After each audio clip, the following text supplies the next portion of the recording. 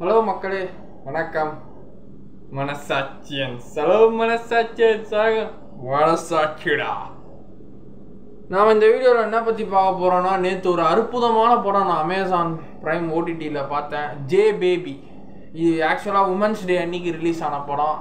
நான் மிஸ் பண்ணிட்டேன் இந்த படத்தை. வேறு ஒரு சூழ்நிலையால் போக முடியல, காசு இல்லை அந்த டைமில். ஸோ இந்த படம் நேற்று நான் அமேசான் ப்ரைமில் பார்த்தேங்க. மிகவும் அற்புதமான ஆக்டிங். நம்ம ஊர்வசி மேடம் ஹீரோயினாக பார்த்துருப்போம், அம்மா கேரக்டராக பார்த்துருப்போம், குணச்சித்திர கேரக்டராக பார்த்துருப்போம். இதில் உண்மையாகவே ஒரு அம்மா கேரக்டரில் அவ்வளோ அழகாக அவங்க ஆக்டிங் சென்ஸ் அவ்வளோ பண்ணியிருக்கிறாங்க. அந்த வயசானா ரொம்ப டென்ஷன் ஆவாங்க, சுகர் ப்ரெஷர் எல்லாம் இன்க்ரீஸ் ஆகும், கண்ட டைம். ஸோ நல்ல உறவுகள், நல்ல மனசு விட்டு பேசக்கூடிய கணவர் இல்லைன்னா ஒரு பெண்ணுக்கு வயசான பிறகு கணவர் சின்ன வயசுலேயே இறந்துட்டாருனால 5 பிள்ளைங்களை பெற்று வளர்த்து ஆளாக்கி அவங்கள கல்யாணம் பண்ணி கொடுக்குற வரைக்கும் அந்த ஒரு ப்ரெஷர். அதுக்கப்புறம் பிள்ளைங்களுக்கெல்லாம் கல்யாணம் ஆகி பேரன் பேத்திலாம் எடுத்து கடைசியில் அப்பா அம்மா தொல்லை பண்ணுறாங்க சொல்லிட்டு எவ்வளோ பிள்ளைங்க முதியோர் இல்லத்தில் சேர்க்குற நாய்ங்களும் இருக்குதுங்க. ஸோ அந்த நாய்ங்களுக்கெல்லாம் இந்த படம் மிகப்பெரிய சமர்ப்பணம். ஸோ ஜே பேபி படம் பொறுத்த வரைக்கும் எனக்கு ஒரு சில சீன்ஸ்லாம் ரொம்பவே எமோஷ்னல் ஆகிட்டேன். ஏன்னா ஊர்வசி மேடம் வந்து இந்த 5 பிள்ளைங்களாம் நல்லா, இது பேஸ்ட் ஆன் ட்ரூ ஈவெண்ட்டுங்க. ஜே பேபின்ற ஒரு அம்மா வந்து வட சென்னையில் வந்து இருக்கிறாங்க. ஸோ அவங்க உண்மையான ட்ரூ இன்சிடென்ட் கதை வச்சு தான் இந்த படத்தை எடுத்துருக்குறாங்க. ஸோ அதுதான் ஊர்வசி மேடம் வந்து ஒரு நல்ல கேரக்டர், நல்ல ஆக்டிங்கு. அதுக்கப்புறம் நம்ம லுலு சபா மாறன் அவரும் நல்ல செம்மையான ஆக்டிங்கு. அவரை காமெடியனாக பார்த்துருப்போம், லுலு சபாவில் பார்த்து சிரிச்சிருப்போம். ஆனால் இந்த படத்தில் அவ்வளோ ஒரு எமோஷ்னலான ஒரு ஆர்டிஸ்ட்டை பார்த்துருக்கோம் நம்ம நல்லா.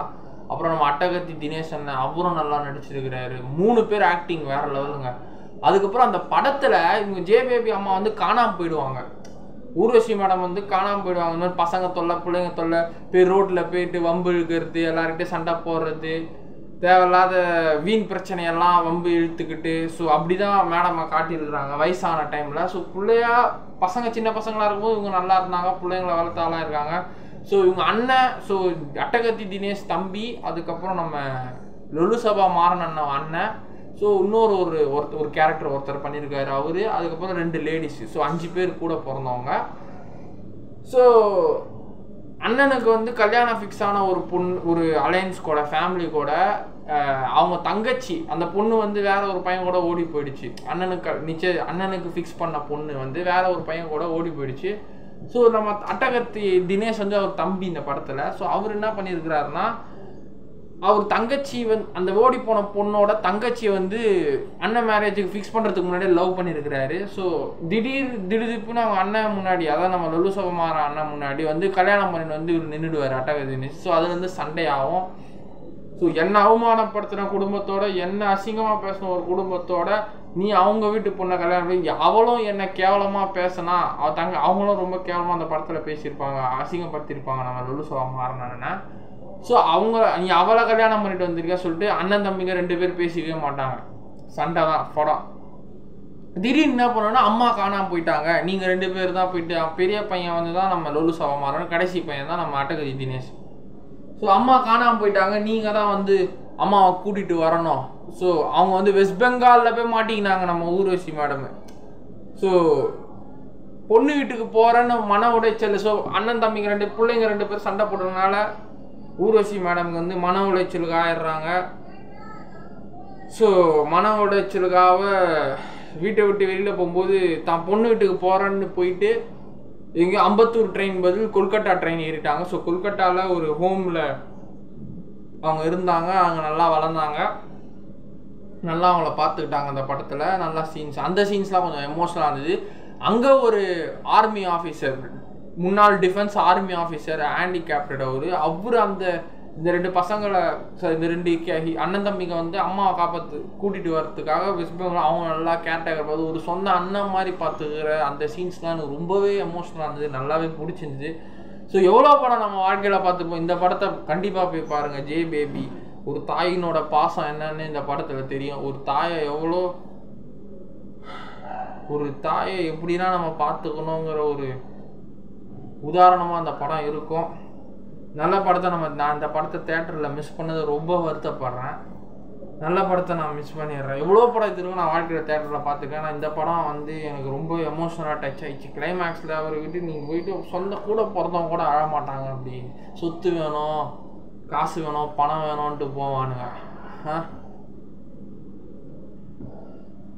அனாதாசிரமத்தில் விட்டுறாங்க. காசு பணம் இன்னைக்கு வரும், நாளைக்கு போவோம். ஆனால் நல்ல உறவு சம்பாதிக்கிறது ரொம்ப ரொம்ப கஷ்டம் வாழ்க்கையில்.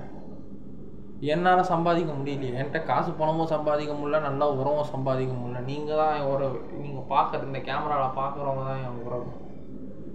உங்களால் தான் நான் ஜெயிப்பேன். ஸோ ரொம்பவே நல்லா இருந்தது அந்த சீன்ஸ்லாம். எனக்கு நல்லாவே பிடிச்சிருந்தது படம். அதுக்கப்புறம் அவங்க சில காமெடி சீன்ஸ்லாம் ரொம்ப அழகாக காமெடி பண்ணியிருந்தாப்புல. அந்த மண்டை வளைச்சானா தேவையில்லாத வீண் வம்புக்கு நம்ம நாட்டில் ஏன்னா அந்நியம் நடந்தால் அந்த பொங்கி எழுறது இதெல்லாம் செம சீன்ஸ். அந்த சில சீன்ஸ்லாம் ரொம்ப நல்லாவே காமெடி பண்ணிடுறாங்க. அவங்க கோவப்படுறதுல சிரிப்பாக இருக்கும் சில சீன்ஸ்லாம். அதில் டீ கடையில் வர சண்டைலாம் சூப்பராக இருக்கும். டீ கடையில் மாத்திரையை கலக்கி குத்துற சண்டை அது நல்லா இருந்திருக்கும். அதுக்கப்புறம் ஒரு அக்யூஸ்டை கொலை பண்ணியிருப்பான், அவனை போய் சண்டை வம்பு இழுப்பாங்க வெள்ளரி காத்து மூஞ்சிது. அதெல்லாம் கொஞ்சம் நல்லா இருந்தது. சில காமெடியும் இருந்தது, அதான் சிரிப்பும் இருந்தது, சிந்தனையும் இருந்தது சொல்லுவாங்களா. சிரிப்பும் இருக்குது இந்த படத்தில், சிந்தனையும் இருக்குது. ஸோ இந்த படத்தை போய்ட்டு அமேசான் தேட்டரில் பார்த்தவங்களுக்கு இந்த படம் தெரியும். பார்க்காதவங்க வந்து அமேசான் ப்ரைமில் இருக்குது, போய்ட்டு பாருங்கள். எனக்கு ரொம்ப பிடிச்ச படம், ரொம்ப எமோஷ்னலாக டச் ஆன படம். அத்தனை தாய்மார்களுக்கும் இந்த படம் சமர்ப்பணம். கடைசியில் குடும்பம் ஒன்று சேர்ந்துடும். அப்புறம் அட்டகத்தி தினேஷ் அண்ணா வந்து அழுது இந்த மாதிரி ஆயிடுச்சு, நான் மன்னிச்சிரு, நான் என்ன பண்ணணும் விட்டுரு, நான் தெரியாமல் பண்ணிட்டேன். உங்கள் கல்யாணத்துக்கு முன்னாடி நிச்சயதார்த்தத்துக்கு முன்னாடி நான் அந்த பொண்ணை காதலிக்கிறேன். காதலிக்கிற பொண்ணை எப்படி நான் ஏமாற்ற முடியும்? அதுவும் கரெக்டு தானே. ஒரு பொண்ணை மனசுக்கு உயிருக்கு உயிராக நேசித்து காதலிச்சு அந்த பொண்ணை ஒரு பொண்ணை ஏமாத்தினா அது வேற காரணம். ஆனால் ஒரு பையன் ஒரு பொண்ணை ஏமாற்றக்கூடாதுல்ல. ஸோ அப்புறம் அவன் உணர்ந்து திருந்தி நம்ம லுலுசபா மாறான திருந்தி இந்த படத்தில் கிளைமேக்ஸில் முடிச்சிட்டாங்க. அவருக்கு பெண் குழந்தையும் பிறந்துச்சு. நம்ம தினேஷ் அண்ணனுக்கு பட்டகத்தி படத்தில் காமிச்சிருப்பாங்க. அம்மாவை கண்டுபிடிச்சி ஊருக்கு போயிட்டு பேர் வச்சு ஒன்றா ஃபேமிலியாக வந்துடுவாங்க. ஒரு தாய்க்கு இந்த படம் சமர்ப்பணம், எல்லா பெண்களுக்கும் இந்த படம் சமர்ப்பணம். குழந்தையாக பிறந்து வளர்ந்து ஆளாகி வயசான காலத்தில் தான் பிள்ளைங்களை கரை சேர்க்கறதுக்கும் எல்லா தாய்மார்களுக்கும் இந்த படம் சமர்ப்பணம். ஆனால் தான் அது உமன்ஸ் டே அன்னைக்கு ரிலீஸ் பண்ணிடுறாங்க. போயிட்டு இந்த படத்தை பாருங்கள் தயவு செய்து.